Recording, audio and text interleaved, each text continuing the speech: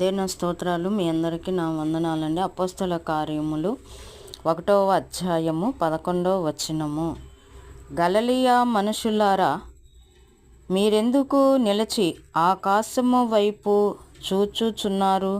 మీ యొద్ద నుండి పరలోకమునకు చేర్చుకొనబడిన ఈ యేసే ఏ రీతిగా పరలోకమునకు వెళ్ళుట మీరు చూచితిరో ఆ రీతిగానే ఆయన తిరిగి వచ్చునని వారితో చెప్పిరి.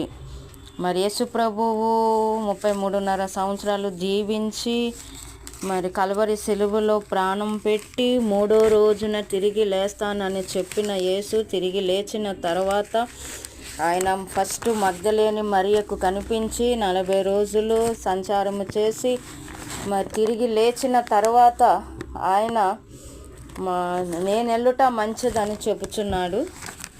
నేను వెళ్ళకపోయినచో ఆదరణకర్త ఆదరణకర్త నేను మీకు పంపిస్తాను అన్నాడు. నేను వెళ్ళుట మంచిది. ఆదరణకర్త అనగా సత్యస్వరూపియగు ఆత్మ మీకు అనుగ్రహింపబడును.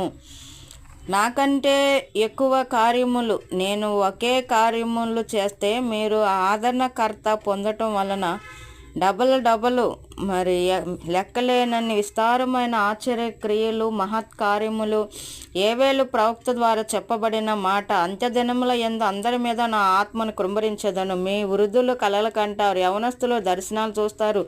మరి ఆకాశమందు అద్భుత కార్యములు జరుగుతాయి, సూచక్రియలు జరుగుతాయి, మహత్కార్యములు జరుగుతాయి అన్న యేసు, నా నామమున మీరు నన్నేమి అడిగినను నేను మీకు చేతును. మీరు నన్ను ప్రేమించినడల నా ఆజ్ఞలు గైకొందురు. నేను తండ్రిని వేడుకొందును.